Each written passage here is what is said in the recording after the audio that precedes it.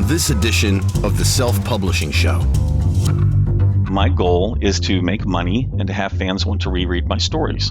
I'm going to build character-based stories so they want to come back and revisit with those characters. Publishing is changing. No more gatekeepers. No more barriers. No one standing between you and your readers. Do you want to make a living from your writing? Join indie bestseller Mark Dawson and first-time author James Blatch as they shine a light on the secrets of self-publishing success. This is the Self-Publishing Show. There's never been a better time to be a writer. Hello and welcome to the Self-Publishing Show with me, James Blatch. And me, Mark Dawson. In lockdown, I've shaved, which I thought was quite an effort. You were very, very smooth. I haven't. And my hair's not doing too badly. I've got friends who are starting to look like the bloke who runs Wetherspoons. That's not a good look. That's not a good look. Tim Martin. Tim Martin's a pub chain in the UK. Who's the guy on Back to the Future? Doc Brown. I reckon you're a little bit Doc Brown underneath the hat, but we don't know because you're never going to show us. No, never. No, I'm not doing quite as well in the hair front at the moment. So no, the hats are on for the foreseeable future. Yes, we're still in the lockdown period in the UK. I know most of the world is as well. Starting to get to the next stage, a few things loosening up. But basically, what's starting to be clear, Mark, and we've talked a bit about how the world might be a bit different with people at home, is that this is going to be a long haul, right? So even people coming out of their houses in limited fashion in Britain and France and European countries, certainly, things aren't going to fundamentally go back to normal. Maybe, who knows, a year, something like that, or more than a year, maybe however long it takes for a vaccine. So the stuff we've talked about will be relevant for a while. Yeah, it's difficult to know exactly what's going to happen at the moment. So there are some changes. So I think it looks quite likely that my son will be going back to school on the 1st of June. There's a spider on my microphone. Right, just blew into the microphone. One of the cardinal rules of don't blow into the microphone. Well done. That's okay. I was aiming over the top of the microphone, but I missed. So he may be going back to school on the 1st of June, I think, because he's in year 1. But my daughter maybe will get a month, I think they're talking about now. Yeah. So I don't know. It's just very difficult at the moment. If it's like 6 or 7 weeks, I had an hour's worth of work today between 6 and 7. That's it. And there's nothing. I can't do anything about it. It's just how it is. But it's it's easy to moan about that, but trying to focus on the fact that we're safe and well and pretty lucky compared to lots of other people. So it's certainly the case. I mean, tens of thousands of people dying in every European country, hundreds maybe in the end in America. My children, I think Emily may probably not go back to school. That'll be it for her. She's in the sort of exams year, but the exams have been scrapped. William might get back for a bit, but it's a different case with us because my kids look after themselves. They're older, and I've got friends in your position who are frankly aging by the day. It's very, very trying to look after and teach young children. Yeah, my heart goes out, but there's nothing I can do about it, because I've got to keep my distance. That's very true. But I wasn't going to mention this, but I've decided I spoiled myself on Saturday because I thought I need a reason to get out and about. So I did buy a bike just before Christmas, and then I thought I'm going to buy another bike. So I actually bought, and it's really because I was struggling with. I took the bike out for a ride the other day, and I struggled to get up quite a long hill. It's not a particularly steep hill, but it was long, and I only got about a quarter of the way up before I started gasping for breath. So I thought, sod this, I'm going to buy an electric bike. So there's a firm, James, you like your cycling, so that you'll know this. There's a firm called Specialized who are well known in the bike world, and they've brought out a gravel bike, so like a bike that you can ride on road and off road, with a little discrete motor in it, which can perhaps make it a little bit easier to get up those difficult hills. So I went out for a test ride on Saturday, and then I thought, F it, I've had a good month. So I bought the bike. So let's just be clear about this. You couldn't get up a hill. You got out of puff, and your solution for that was to buy a motor for your bike. It's to cheat. Yep, that's pretty much it. I like shortcuts, and there was I puffing away doing 50 miles on an old-fashioned bike with just my legs to make it go on Saturday. Yes, I like shortcuts and technology. This was the perfect mixture for me. So Yeah, I think that sometime this week. I think those bikes are really cool, and I'm not ruling out the purchase in the future. I think so. I enjoy cycling for actually on Saturday I went with a friend who's a little bit slower than me. Shouldn't say that too loud. He lives nearby. He was bit slower than me, so I pedalled quite easily for the 50 miles and hugely enjoyed it because you get to see the countryside. You're not sort of flat out and puffing, and actually that's what those bikes do. They allow you to do, actually, even if you do work quite hard on them, you can cover a lot of distance during the day, and we're not a big country, so you can get across big part of the country and back in a day on those things. It'd be amazing experience. Yeah, 80 miles range. Well, or if you have the kind of booster pack, you can get up to about 120. So, yeah. One day you're going to be 80 miles from home and the battery will go out and you're welcome to my world. Okay, look, let's say hello to some people who have supported this podcast. Let me get those names in front of me. They are here. These are people who've been to Patreon or patreon.com/self. Oh, why do I get this wrong so often? What is that? It's because I think it's basically because you're getting old and it's dementia. Self-publishing show, I think is what it is. Anyway, these people found it. Thank you very much indeed. Dave Gooden from Hawaii in the US, from Mason Saber here in Lancashire in the UK, Peter Fox also in the UK, Richard Sayer from New Mexico in the United States, Cavan Tootle. Also want to say thank you to Judy M. Baker, John K. Dannenbarger.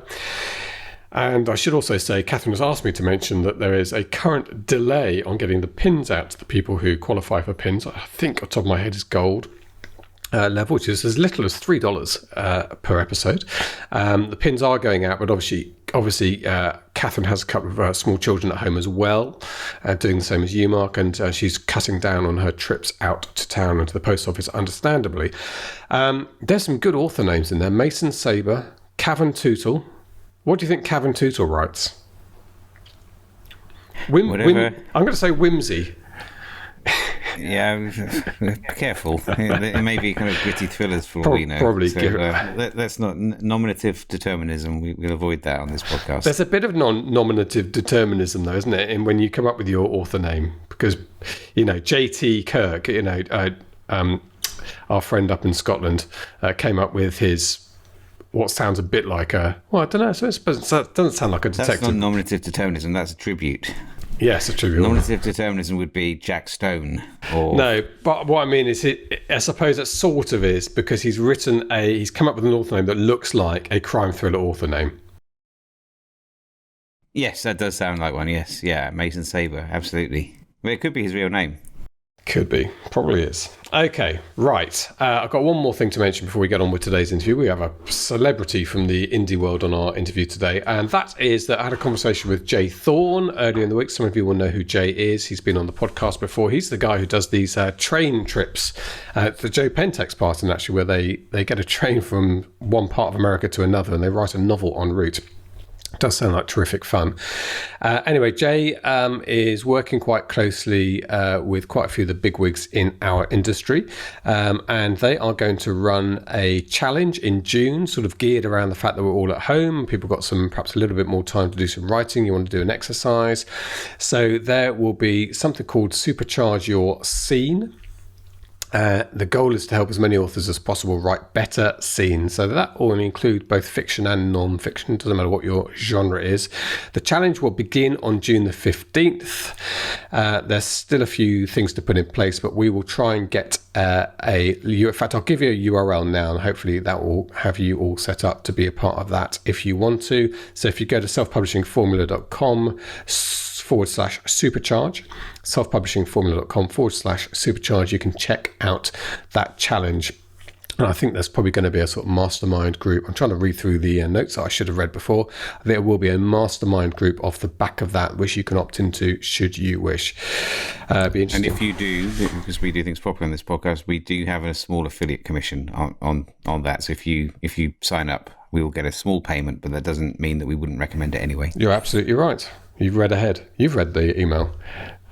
Mm-hmm. Yeah, good. Professional. I had a good conversation with Jane about it, but I'd forgotten the details. Yes, it's going to be an affiliate deal with on that. Good. So, I know you've launched a book this week, and I told you that one of my friends in Godmanchester was just reading off the authors he's reading at the moment and said he's reading this UK chap, spy thriller bloke.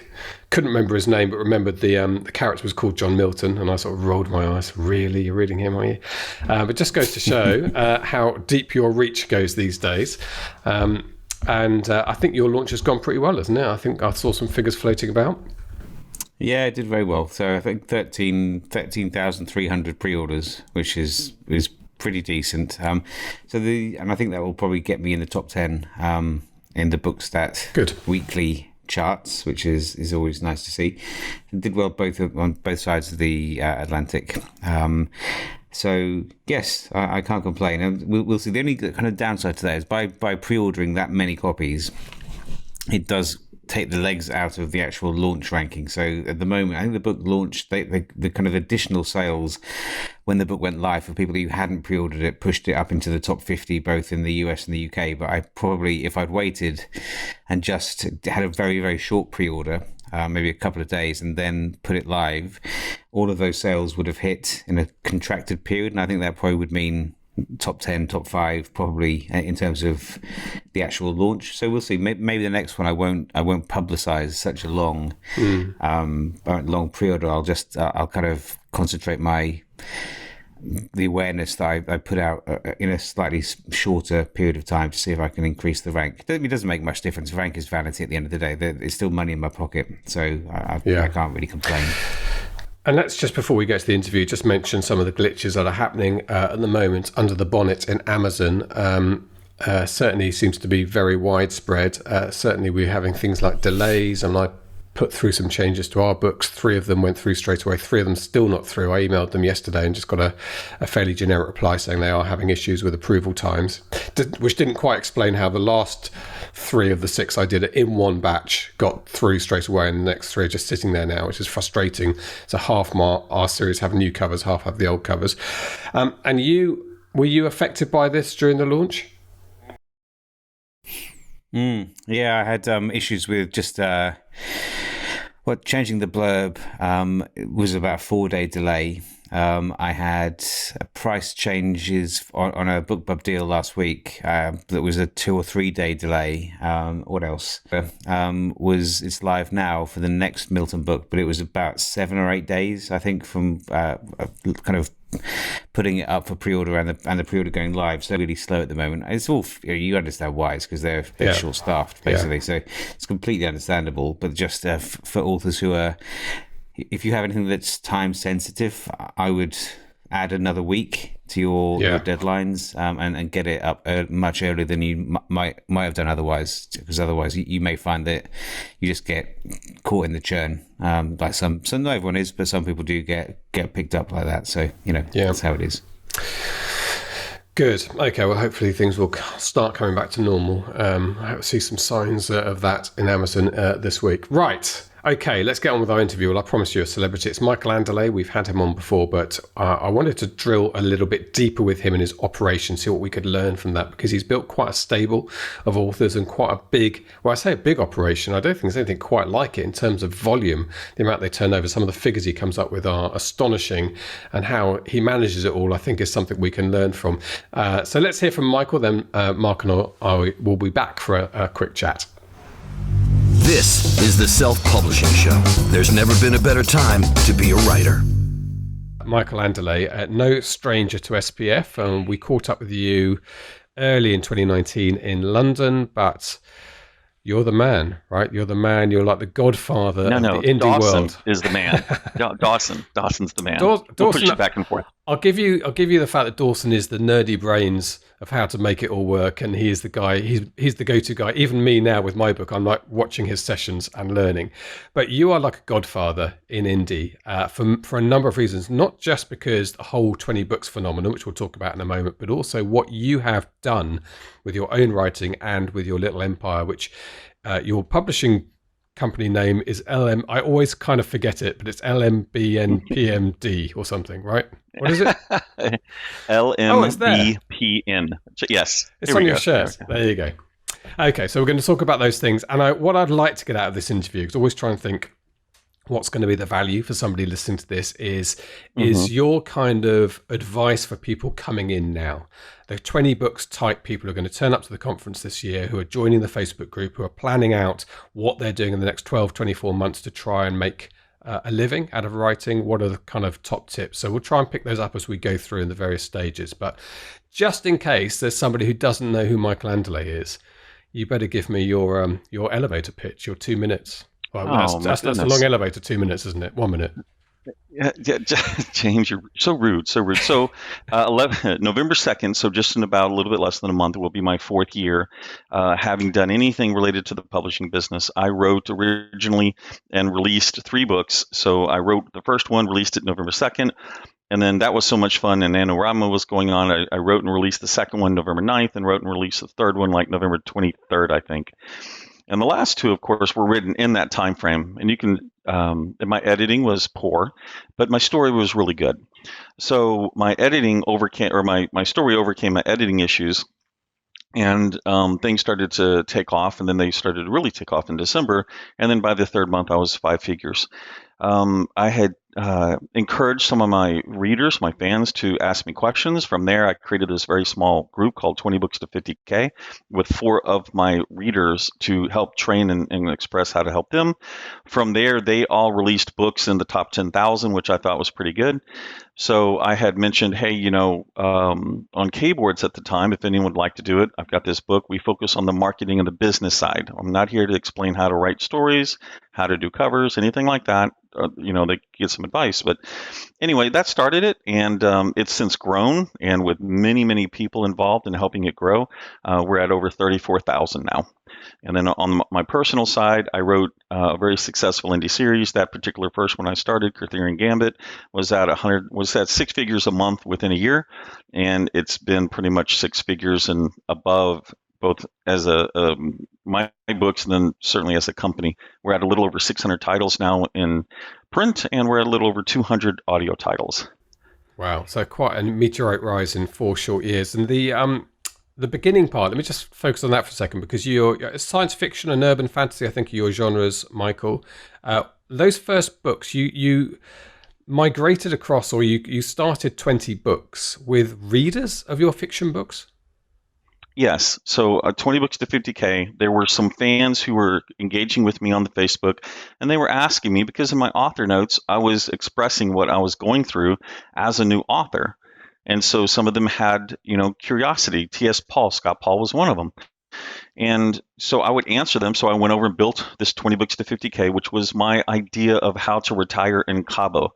When I first started, I was making $7.50 a day a book with 2 books. And I started calculating. I'm like, man, if I can just hold this, I can make $50,000 and retire in Cabo San Lucas, Mexico. And so that's where the name comes from. And a lot of people tend to conflate it. I'll get things like, oh, yeah, 50 books to 20K. And I'm like, no, that's the wrong direction. But that's the genesis. So that's interesting that in your early days you attracted writers, effectively people like, as you say, T.S. Paul, Scott, who are very successful, selling lots of books down themselves, but they were reading you as fiction readers, but then plugging into the fact that you were a new author and inspiring them to think, I could do this as well. Correct. Okay. And you saw that. Okay. So, and 20 Books has been, I should say, it's basically as a not-for-profit arm of your empire, right? Correct. Yeah, you don't make any profit, and even the conference. So let's talk about the conferences. You've had quite a few now, spanning the globe in various hemispheres. Yeah. We can blame Craig Martell for that. Yes. Craig Martell is the one who actually is the head of putting these things together, and our agreement is very simple. Craig, you put it on, I'll show up. And in return, I won't tell you who to put on stage. So when people come asking me, can I speak here? I'm like, sorry, that's not me. And if you think I'm about to give up my ability not to do this, you're mistaken. But before then, we have 20 Books to 50K, your third Vegas. Is that your third Vegas? Third Vegas, correct. Third Vegas.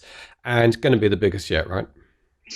It'll be the biggest. We're trying to figure out, because this event takes over the hotel, right? So our first year was 400 people, which is about 2/3 of the hotel, but not everybody was in there. And of course, the hotel didn't know us very well at all. Well, this year, in walking around with them a week and a half ago with Craig, whatever they had left, we took. And now Craig is talking about next year and what's going to go happen. But so 1100 this year, we'll have everyone from Amazon who was there incognito last year.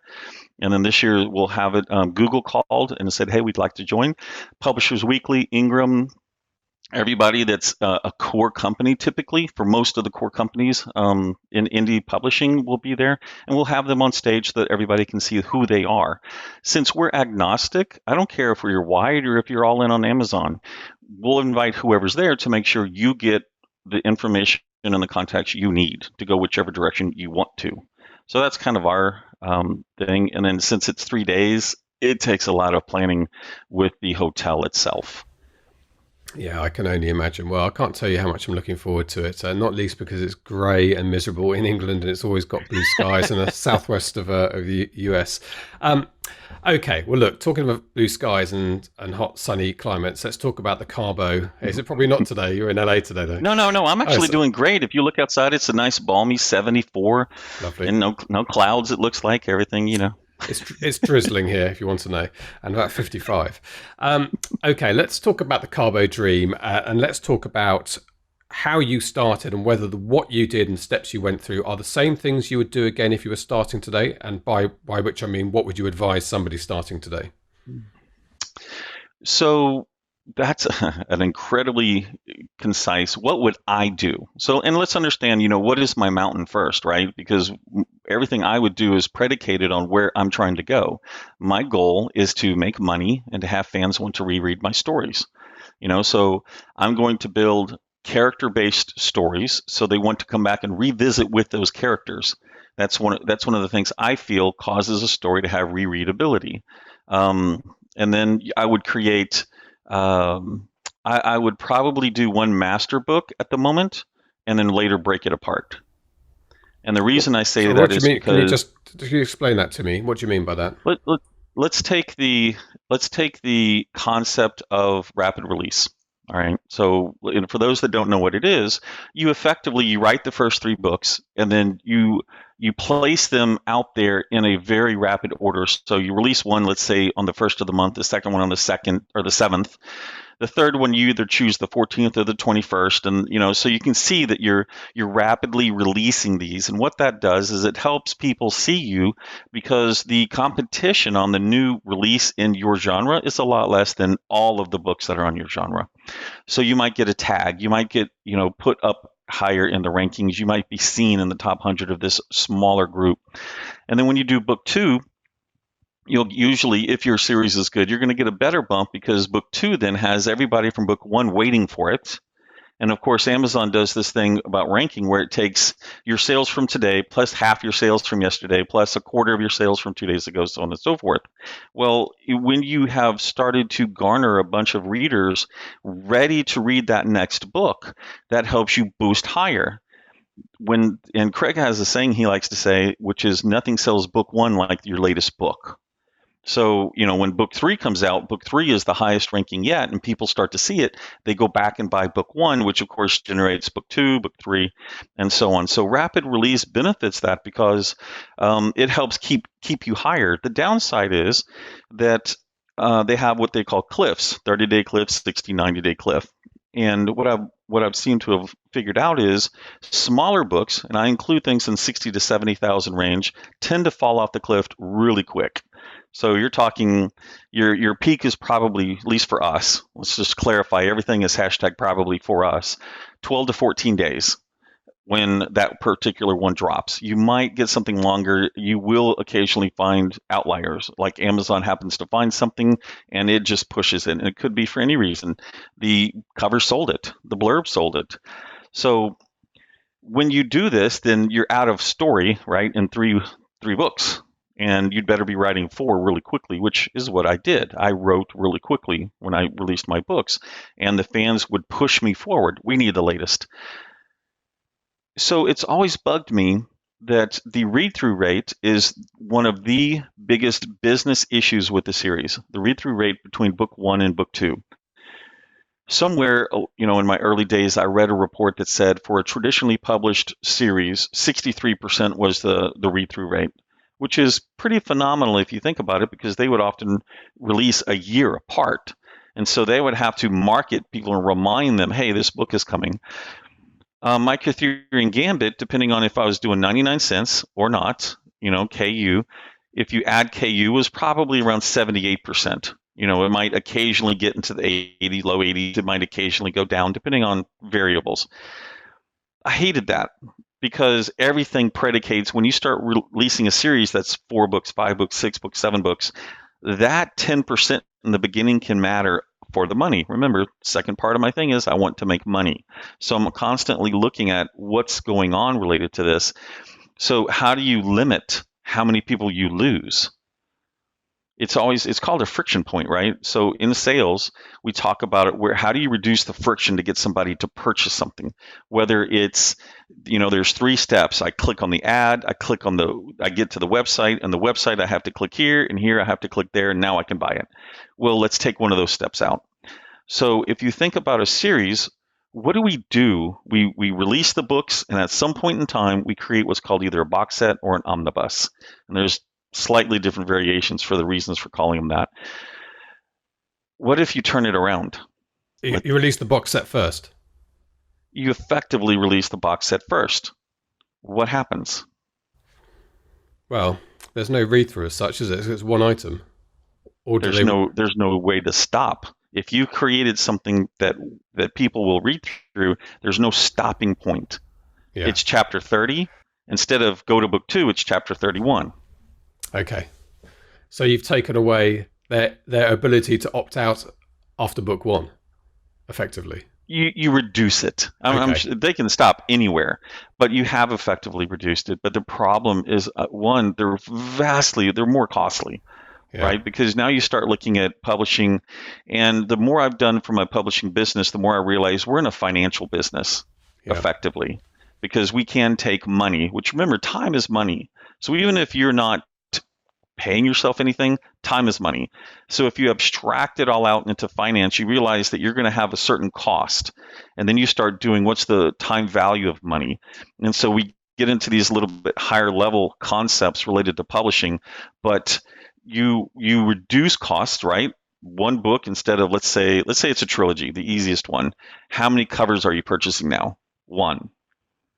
How many time, what's the minimum amount of time before you get your money back? Well, the maximum is 90 days, right?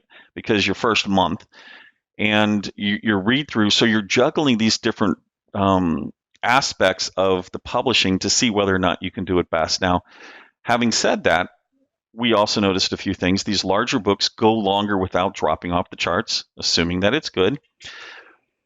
Ask Mark sometime what the ROI would be on a KU book that's 3 times as large. And now you can advertise book 1 and your loss isn't as high. So just so I'm clear here, you're talking about effectively bundling what would have been 2 or 3 books into one release. Yes. And then effectively having another 2 or 3 books as the book 2, if you like. Mm-hmm. And is this because of KU enables this because of the money you get to a large degree? Page reads? Yeah. I mean, our company, and this is true for most companies that have a lot of books in KU, we're 60-40, at least 60-40 KU, right? That's where the income will break. And of course, if you have shorter books, that's not going to apply because your income as a $2.99 book or whatever is going to be different. So related to how long the book is, there's just so many variables, it's hard to just blanketly state something. Let me just clarify something, because there is a malpractice of book stuffing going around, which gets a lot of bad press. And just to differentiate what you're doing here, because people might think, are you hiding these books in there, and you're going to get called out by Dave Cochran any moment? That's not what this is. No. So the question is, because these are all new books, these are basically, so let me put it this way, it's rapid release in one package. Yeah. And this is that something, is effectively, of course, what it is. Because you've got LMBN, PND publishing company. I know I can't say it's below the frame now. This is stuff. You need to keep it in vision. This is practices and tactics that you trial and error, because you've got hundreds of books to do this with, whereas I've got 1 book so far, and other people listening to this might have 3 or 4 books, but they can't suddenly think, do you know what, I'm going to throw everything down this particular channel. But you've got the ability to think, how's this going to work? So you've tried this out, and this is a strategy that works. It does work, and we're still, I mean, we're almost coming on a year later from the start of planning, and I do have another individual to thank for making or to appreciate for making me think this way. And interestingly enough, a romance person, because those ladies are always on the cutting edge of everything. But it was always in my mind related to how do we reduce the friction between book one and book two? Because if you have a good series, book two to book three should be 90% or better, in that range. If it's less than 90%, you've probably screwed something up in the story. So in this case, I'm trying to just reduce that friction point, and the ultimate answer for people like me who are whale readers is I just want to turn the page and keep going. I just want to turn the page and keep going. So what's the challenge? Well, we have to have all three books done. We have to edit all three books. And so before I get to do anything, well, a benefit is I only have to have one cover. So that's nice. And one blurb, or do you separate the blurb out into three on the back? No, I just, it's one blurb. In fact, Witch of the Federation is our first book that we did it with. And in order to accomplish it, I called it, the Federation Histories. And I mentioned this is a long book. At the bottom of the blurb, we will eventually break it apart. And I had expected to break it apart before now. So, because once again, what are we doing? We're doing the opposite of a normal release. The books inside these tomes are anywhere from about 70 to 110,000 words a piece. So we got to one particular book, and I'm like, son of a bitch. We have two books, and two of them equal 210,000 words. So I didn't do a trilogy. I just do two, because that's about the max I care to do. And so so we have that. Now, of course, we can't do just 3 or 4 sets of 3 to get 12. We're like, all right, do I release as 11 books and solve it? Do I go how many? So there's some issues there. The other thing, just on this point, the other thing, of course, is price. So how have you found the consumer has responded to forking out, I guess, $10 or so, as opposed to one no, buck? it's still $4.99. Still $4.99. Okay. So so let me talk why that particular piece. We have, in our company, 600 plus titles. We've done a lot of different things, and to your point earlier, we can do and try a lot of different things. Not all of them work. Some of them horribly fail. And so one of them that has mostly worked has been doing what most people know, which is a 99-cent box set release strategy where, like we've always talked about it for years, where you lay in emails that will get you selling, let's say 10% on Monday, 20% on Tuesday, 30% on, as you gradually go up. And so you build these in such a way that Amazon starts to see that you've sold, that you're continuing to grow in your selling. The goal being to tweak the algorithms is what people call it. And what it effectively means is Amazon, by and large, they have no people other than the computer trying to say what's going to sell the most, because that's what they care about. Honest to God, they could give a rip about Michael Anderle or John Smith. They just know if they put this particular ad, which is your book cover and your blurb, in front of 10,000 people, this many were going to buy it. And if that is better than Michael Anderle's book, guess who wins? You do, not me. So it's very agnostic from that perspective. And then a few people have said that whenever I stack them, meaning that Monday is smaller, then the Tuesday is bigger, and Wednesday is bigger, and Thursday, that it occasionally tweaks the algorithm more than somebody who spikes in the beginning and goes down, like a BookBub, right? Everyone will talk about if you do a BookBub that you want to grow to the BookBub release date. So we took this concept, and once again, hundreds of books, which means we could create not hundreds, but dozens of box sets. And we started practicing with this last year. And we used 2 of my box sets in the beginning, 2 of my best series, and we failed horribly. It was embarrassing. Fortunately, we learned what we did wrong. And then on some of the new ones, they continued quite well. So we had one with A.L. Knorr, and we had another with Candy Crumb. And we were able to see that these big box sets, even at 99 cents, we might have sold 40,000 copies at 99 cents. But then we sold plenty of KU because people will just buy the KU. They're like, I'm paying my $9.99. That's what I'm going to read it as. And so they'll continue on. Now, this isn't new. This tactic is by no means an LMBPN exclusive whatsoever. It's just we've had more to test with it. And so we can see that the lower price will acquire income from KU. Now, one of the things that we're doing is we're going to start playing with wide. We are outgrowing KU, so to speak, to some degree.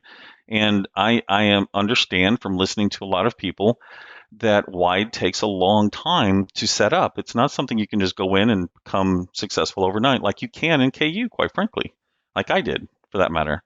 And so in order to do that, we have to have the knowledge how to do wide. It's more difficult. So we're going to take one of our new series, a tentpole project, and we're going to spend 18 months in order to figure out how to do wides, because eventually all of my series that are in KU it'll be, even though wide effectively isn't as big a market as Amazon with KU, if I fished out of that pond too much, I need to go wide. And so that's one of the things that we're looking at. Yeah. What is your split of income at the moment between KU page reads and sales? Do you know? I know that it's in the range of 2 to 1. 2 to 1 with page reads? Yes, of income. Yes. Yeah. Okay. That's interesting, isn't it? That does seem to vary, that figure. I often hear people saying it's roughly 50-50 for them. But for you, it's 2 to 1. Well, here's the difference, though. Our book prices are still $4.99, right? In which I think you were asking. So, yeah, our federated histories, or even some of the others, we do max out at $4.99.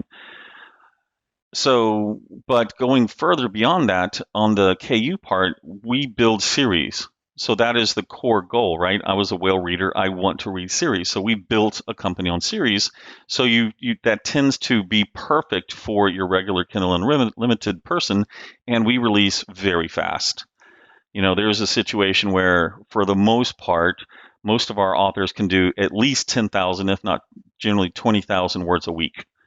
So it is predicated on that. We have an editing team that can do 1 million words a month in editing. So we built a system that works on speed, which works right into the KU model. Okay. Let me ask you about fixing the problem when the problem is not the marketing for read-through, it's potentially the book, because that's a much more difficult fix. I feel as an author, you're going to feel more reluctant about looking at that mountain, which is a novel, which I now know at the other end of it, how much effort goes into creating it, and knowing that there's a problem why your read-through is dropping off there, it's not moving on, so therefore you've got to fix the book. Is that something you go back and do, or do you just write it off and say, let's not do that again? No, we'll definitely see if we can go back and fix it. I'd much rather spend 3 days fixing a book than, 3 weeks, a month, or whatever, writing a new one. Heck yes. I mean, it just makes the total sense because of the way that our production works. Sometimes they can be fixed with a prologue. People are like, I'm not sure what's going on. I was like, well, 800 word prologue later and we're good to go. We've set the tone. If it's a particular character who is being so horrible, people don't want to be with them. And I think that's a major mistake. A lot of people go, it's like, hey, I need a bad character. Well, they make that bad character so annoying. You're like, I don't even want to be around you. And I've got a life and I've got plenty of choices other than being around your character. So, they leave. So we might go in there and have editors soften the voice of the person. They're not as antagonistic. We have one book I was just looking at this morning that's been through the beta readers 3 times before it goes out. We're trying to catch anything we can, and occasionally it gets through, but we do have multiple checks and balances before they go out. Your beta readers, or beta readers, as we say in the UK, talk to me about that process. Because it's a very subjective area, what somebody thinks of a book, and you can just look at a series of reviews to something that's maybe generally lauded by people and see the mixed reviews it gets. How do you separate the wheat from the chaff, of what to take seriously, what to address, and what to ignore? So I created a certain kind of tone of emotion in my stories. And so those people who it really resonated with would come to the Facebook group and they would start interacting, and it became apparent that the readers enjoyed it. And so we actually created what's called a JIT, just-in-time team, first, and it was the team that received the edited book, and they would find any last-minute typos because we're all human. We're all going to make mistakes. Editors are going to make mistakes, and so that was the JIT team. And then it became a situation where I can't read all of the books. I can't. It's not even humanly possible with everything that I do. But with our JIT team readers, they understand the tone, the characters. They understand what it is that they like. And we were able to pull some of them out and create what's called a beta reading team. So it happens before the editing. So if you really think about it, let's say we do a typical collaboration. I'm going to collaborate with an author. They and I are going to go back and forth on characters, on story, on arc, on concepts, on what's a cliffhanger, what's not a cliffhanger. We're going to go through all of those things and create what we think are really compelling stories. And typically, they're going to write them. For the most part, they're going to write them, and their name's going to be on top. If you look at any of my books, you're going to see, unless my name is above, like, let's say there's one with L.E. Clark, where I did half or better of the writing. Otherwise, their name's on the top. And then it comes in. Well, now the process is, if it's first in series, that first in series goes to the beta readers. They're going to find if we have any plot holes or anything that we didn't check, or the characters aren't resonating perhaps how we wanted them to. They're aware of what LMBPM puts out. So assuming it makes it through that pass, then, or if they get any feedback, the author might or might not edit to the feedback. It goes to the editing team. The editing team goes through it. If the author has it from there, it's them. Then it goes to the JIT team. Any JIT team mistakes that have to go to the author go back to the author. And then finally, it gets prepped to go out. But you still have this issue of you're going to get conflicting reviews, are you not, from your beta team? In general, it's going to go back to the author. Okay. To fix those things and decide which ones are relevant. Okay. And the authors have got to be trained in being able to kill their darlings, or kill their babies, as we say in the UK, kill their darlings. Yeah. I mean, you think about it, we are once again, readers who want to reread our stories and make money. I'm very specific about that part because, I've done things for just sheer art. You're welcome to do it. We call them passion projects. I'm passionate about making this. Well, I hope you're passionate about not potentially making any money on it, but you might. Arthurian Gambit was a passion project. It's made lots of money. So it does happen. Okay. Your name on the books, that's a conscious decision you made from the beginning because you had a brand and a presence and you thought it would help sell the books, because ultimately you're a publishing company now, aren't you? And it's something you still do. No, actually, I don't, but people don't know that I don't do it all the time. Now, yes, I do it. I mean, but there are books out there without my name on it and people don't know. So it's not like every book that goes through, because we now are a publishing company where we're publishing other people's works. 3 examples would be ML Bullock's. We had a press release. We're taking over all of her backlist. Diana Perry, DR Perry, EA Copen, Liz Copen. These are 3 examples of people who my name's not going to be associated with all, because I have nothing to do with those books except publishing it, just like a publisher. If I have something to do with the books, then yes, I might actually just get attached. If you look at Judith Barron's, which is a product of Martha Carr and myself, that Judith Barron's pen name is on the front, and Martha and I are attached, but we're not on the front of the cover. And there's a reason for that. It became apparent after enough examples that readers, my feeling is that readers really don't like books with 2 names on the front. They're not really that keen on it. And so you suffer a potential issue by doing that. Now, I've encountered so many challenges with what's going on in publishing that every time I seem to have a question, why did the Trad Pub do this? And you can almost hear the anxiety. Why did they do this? Why did they put Clive Cussler's name in 50-point font and somebody else's name in 10-point font?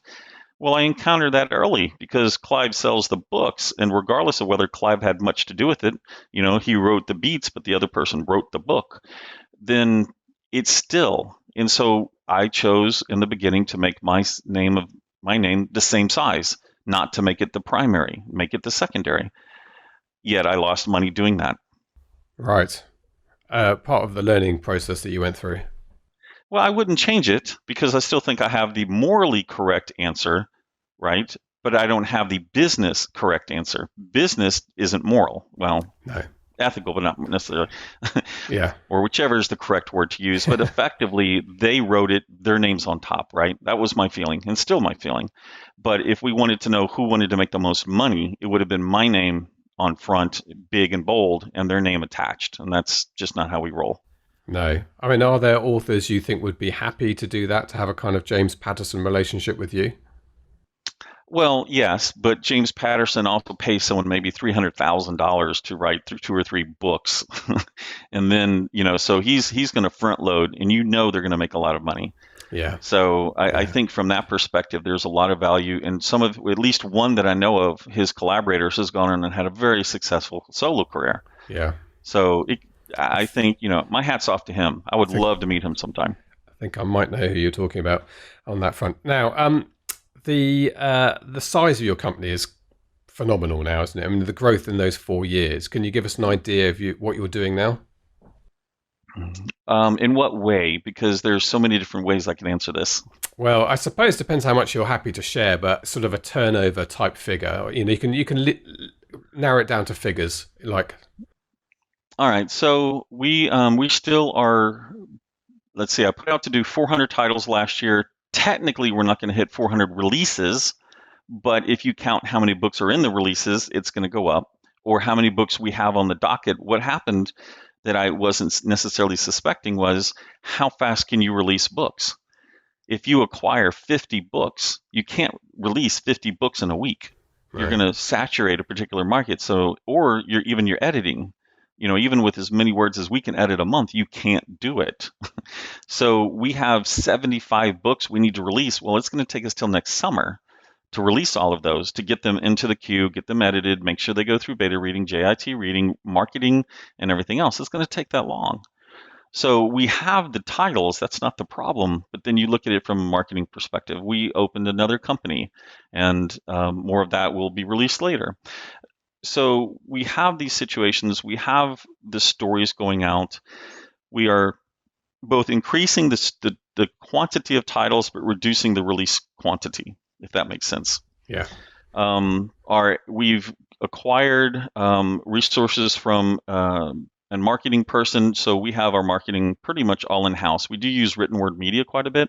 I was talking with Farrell Vernon just the other day.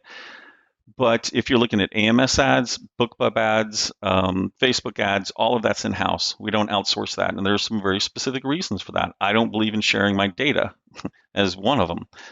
I don't want a company, and this is a personal situation. A lot of people don't realize I was in SEO. I was in Facebook ads. I was in all of those things before I became a publisher, which was certainly an advantage, right? I don't want them to know what's going on with my stuff, because I've got years of data that they have access to, and I don't want them playing with it and going, oh, okay, this is what's going on here, and then selling it to the next person. Sure. It's just not my gig.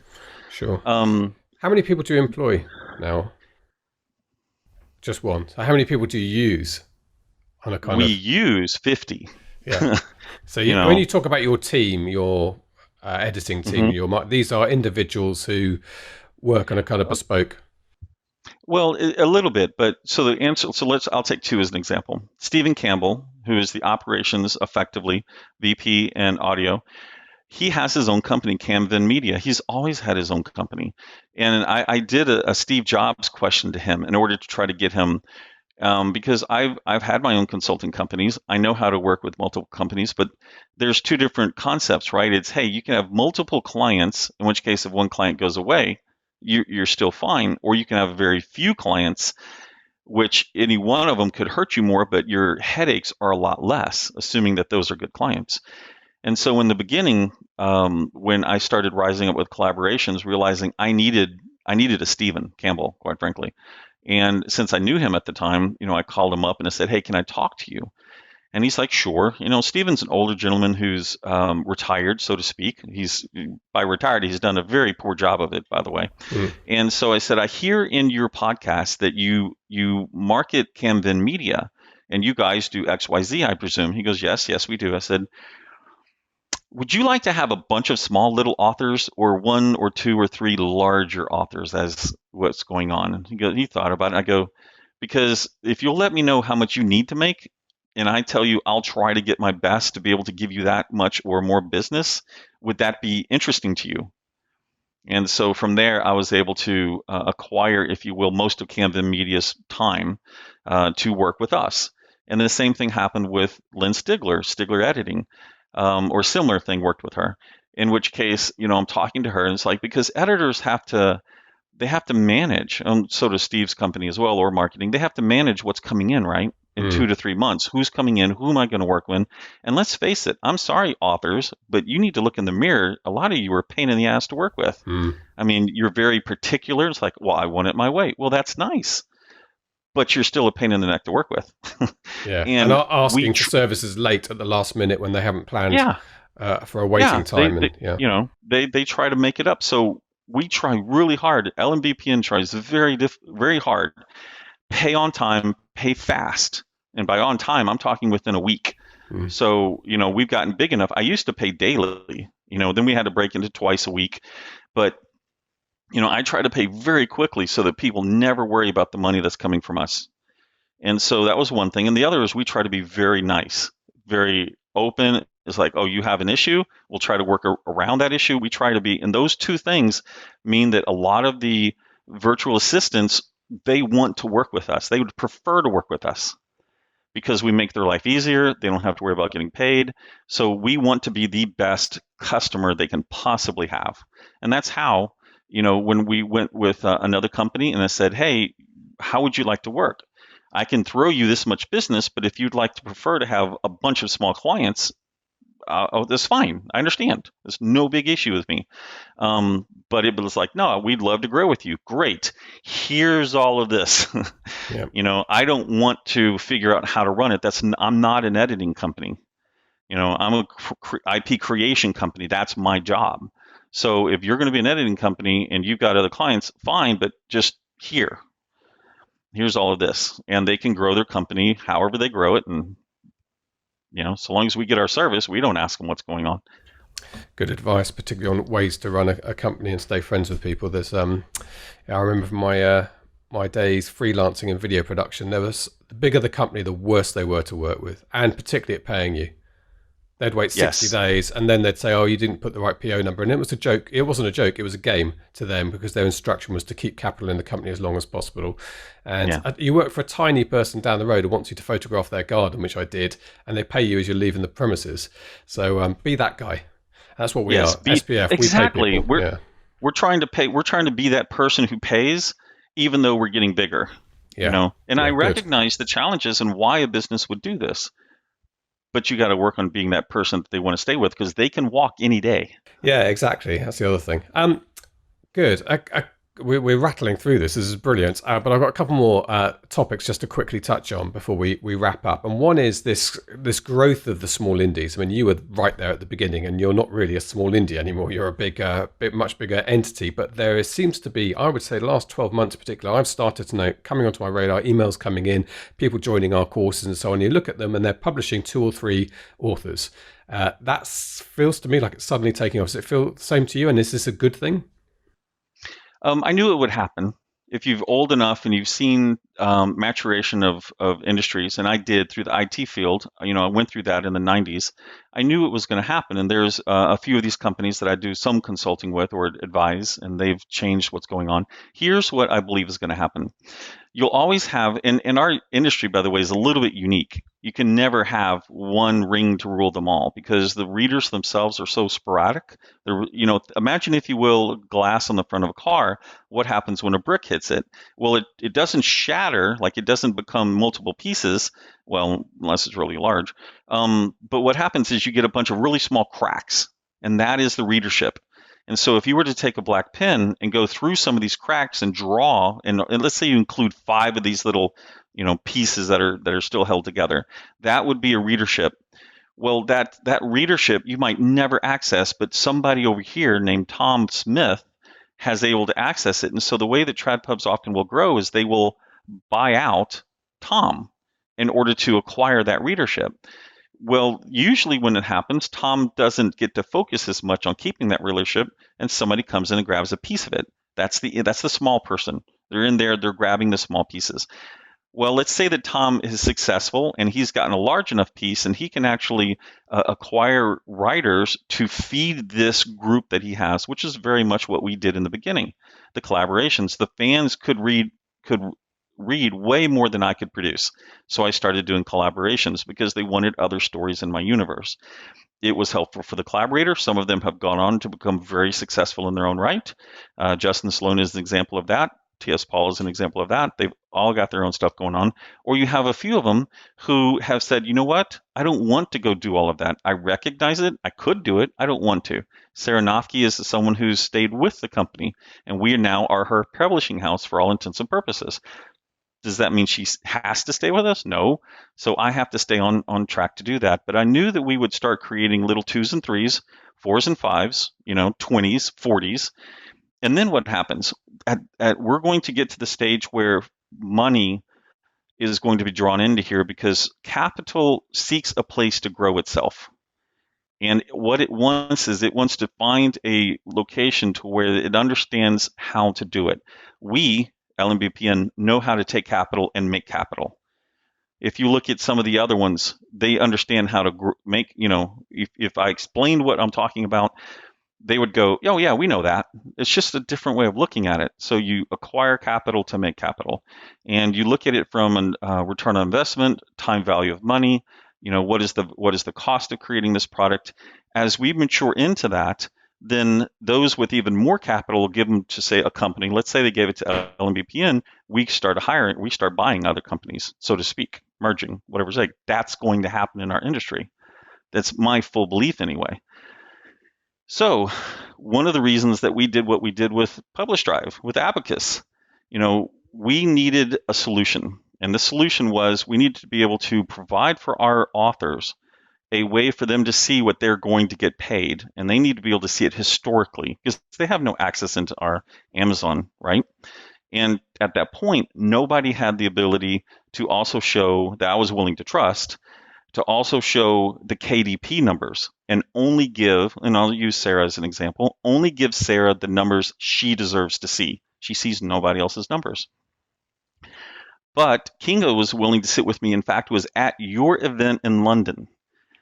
Your event in London, I took a few minutes, we went outside, and we went through their product. I said, this is a fantastic product, but Kinga, 2/3 of my money comes in from Kindle Unlimited. You have no access. And so we worked behind the scenes to say, once again, I'll share my data. You help build what I see that needs to be done. Now, it's 2 reasons. Certainly for LMBPN, we need it. We use it. We're about to go live because we do double testing on what's going on because you don't want to mess with people's money, right? But the other one is, imagine, if you will, there's 2 different companies in, let's say, 3 years, 24 months to 3 years. And both of those companies I'm looking at, one of them has used Abacus as the way that they deal with everything. I can see everything that's going on, and I could integrate Abacus into our system they could in a snap.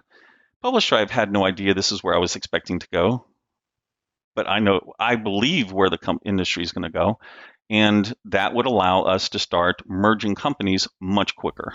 So if you want to be bought up by Michael Anderle, be an Abacus user. That's the long and short of this. No, I think you should do it. If you're individual, you don't need to do it. There's no excluding unless you go wide, in which case there's some value. But if you're if you have other authors, take a look at it. Negotiate with them on price, deal with all of that. But if you see if you believe that my vision of what's going to go on is merely what's happened in other industries, in 3 to 5 years, we'll have major mergings. TradPub did it. They will be. You can see what they've done with other companies here recently. Yeah. It's happening. TradPub is in our field. I truly believe TradPub is in the indie sphere. They're just behind LLCs or pen names or other things. Yeah, interesting. Yeah, and I think Abacus is a really interesting, and it does address that problem. I think when you do a deal with Pan Macmillan or Hachette or something, and they tell you every month, well, here these are going to be your royalties. You take it on trust. They're a huge listed company. They've got investors, shareholders. It would be ridiculous of them to lie to authors. But best one in the world in the modern indie sector, you can be dealing with people working in their bedrooms in their pajamas. And I think to have some level of transparency for the authors to give them a sense of confidence both ways. I think there needed to be a product there. So it's very interesting that, I mean, I haven't used Abacus and I've talked to Kinga about it, but it seems to me that that would be a very useful tool. Yeah, absolutely. And the interesting thing is because TradPub is wired into paper, they can't give you monthly. They can give you some detail, but they don't really give you monthly. And so, we're working on, and things I can't discuss, but we're working on the paper side, a slightly different methodology or majorly different methodology than Mark did, which, kudos to him. That was awesome. And, advertising, different ways to handle that, telling stories. So I got a VR helmet a couple of months ago to start playing with that. Fantastic. I need to get one of those. Okay, I'm waiting for Microsoft Flight Simulator next year, and I'm finally going to invest in VR. My last area, I want to talk to you, back to craft. I want to talk a bit about genre. So you're an urban fantasy science fiction guy. You've kept the company pretty much along those lines. You've taken on some new authors recently, but I think you're still within that sphere. No, we actually it's easiest way to say that what has become is Southern Gothic cozy horror. Okay. We're moving into the horror because it so happens that a fair amount of our authors love the horror genre. Okay. And it's it's the stepchild. It's the stepchild of these things. Romance, we've done one effort. I lost my butt on it. And but we're going to go back in again. So is there an advantage to people, and also to individual writers thinking now commercially about what they're going to do? And I interviewed Barry Hutchinson not that long ago, who made a conscious effort to write a police procedural because he thought it'd be commercially the best match of what he wanted to write and what would sell. So somebody listening to this, what sort of genre should they be looking at? What are good areas do you think that you would... I mean, it's funny you say romance didn't work for you because, of course, it's a huge area that drives the industry, always has done. Well, this is one of those embarrassing stories, but people learn from the embarrassing stories, right? So I was walking I live on the Strip in Vegas, and so I was walking between my condos and the New York hotel where I was going to eat breakfast, and I'm listening to, I don't know if it was you guys or who it was, but it was about reverse harems and how successful reverse harems are. And I'm like, oh, this is, and I break down the reason because I believe that most people who read books do it for drug reasons. Because the different drugs that are in the brain that make you pop, right?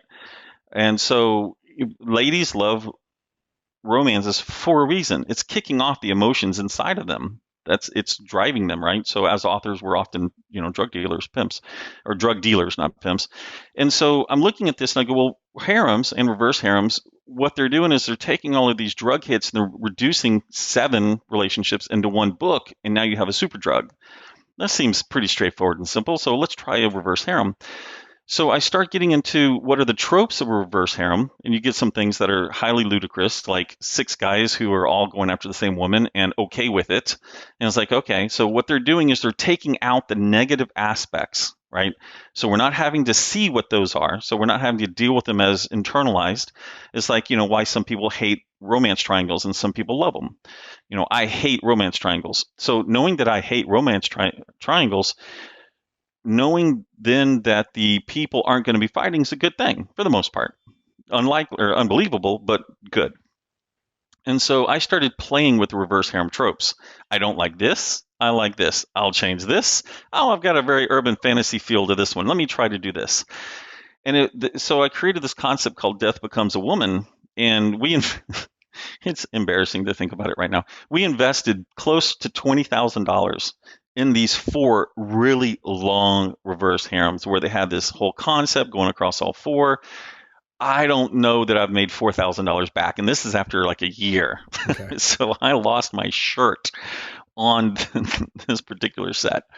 But do you put that down to the fact that you are so on top of another? I mean, the horror, even that sort of fits into sci-fi, fantasy, horror is a broader area. Romance is very different. Is that, do you think, because your expertise, you're outside of your area, or because you just made it was never going to be a winning idea? I broke tropes. I made some bad. So yeah, part of it is just the fact that, what, I'm looking at it again.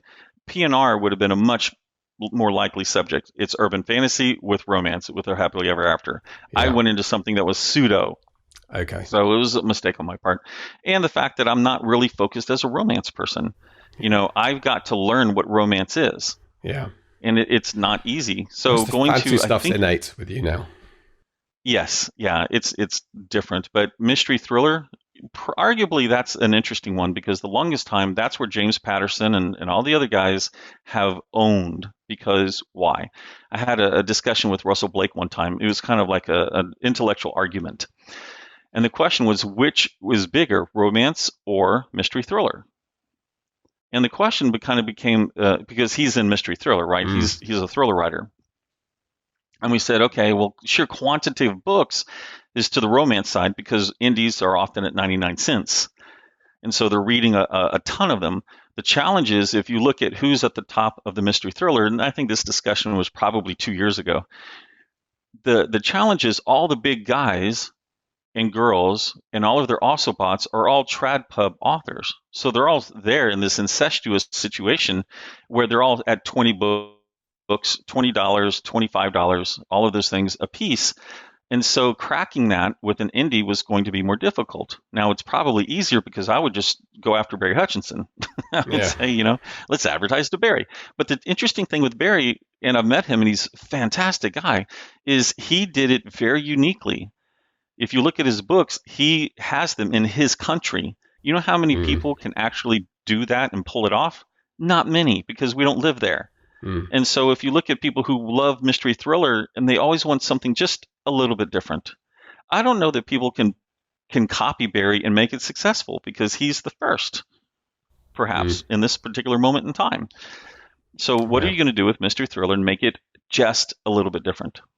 Well, that's the next nut for you. You'll move to Scotland. Yeah, no. I travel around the world. I'll be heading to Frankfurt this Friday, and just came back from Europe and China, and I'd like to stay home, but we don't.